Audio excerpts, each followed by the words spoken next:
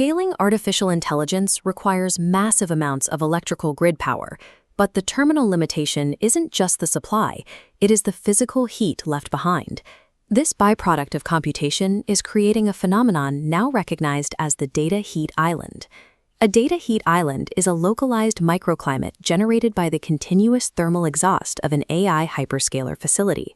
To measure this footprint, a team of researchers conducted a 20-year study using remote sensing data to quantify exactly how these processors alter their surroundings.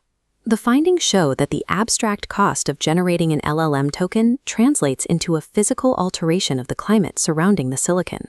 The study utilized 2 decades of land surface temperature measurements, or LST, recorded by NASA's MODIS satellite instruments. From 2004 to 2024, researchers tracked the thermal history of over 11,000 global AI data center locations.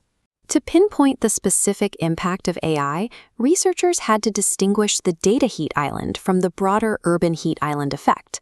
Urban warming comes from population density, a lack of vegetation, and asphalt trapping heat.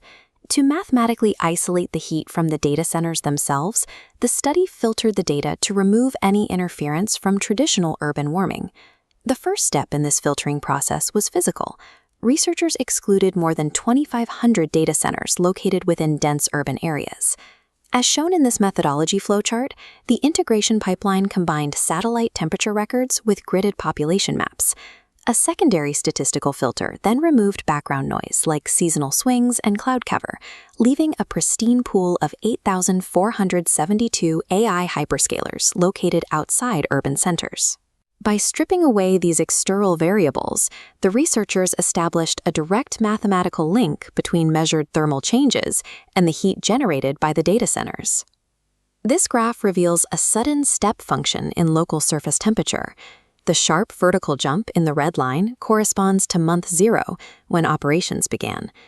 These facilities cause an immediate temperature increase of 2.07 degrees Celsius, with some peaking at a 9.1 degree rise. This chart tracks the spatial reach of that heat.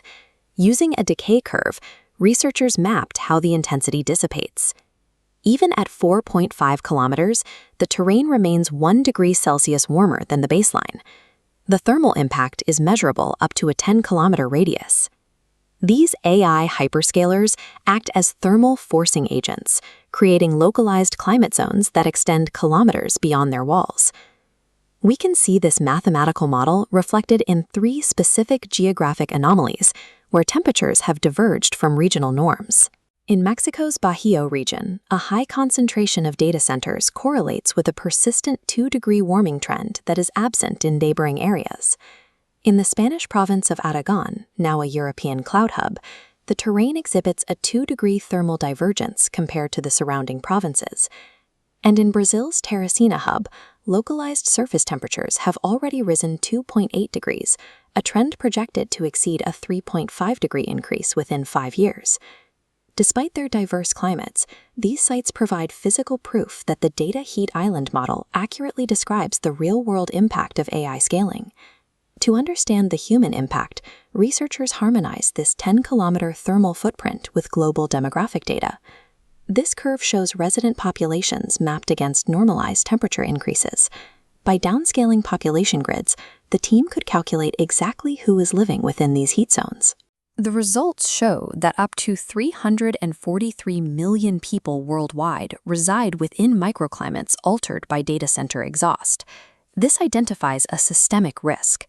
Elevated temperatures of this scale mirror the threats seen in urban heat islands, paralleling the way intense heat historically correlates with stressors on local healthcare and energy grid stability.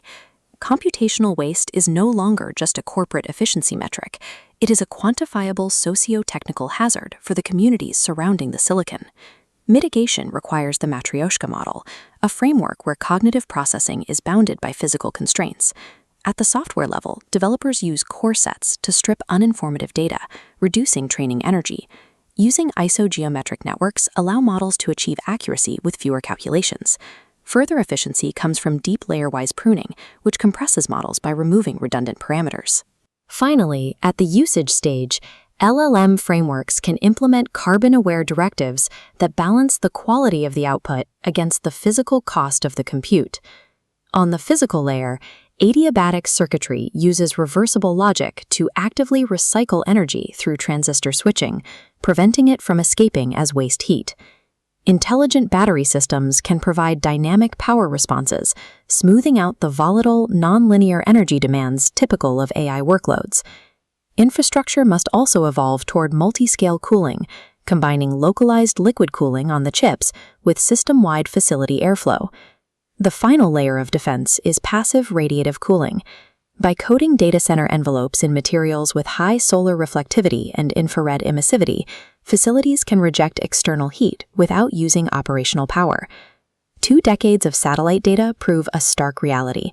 Information has a physical footprint. Building truly sustainable AI requires the deeply integrated design of our algorithms, the physical silicon they run on, and the massive infrastructure that houses them.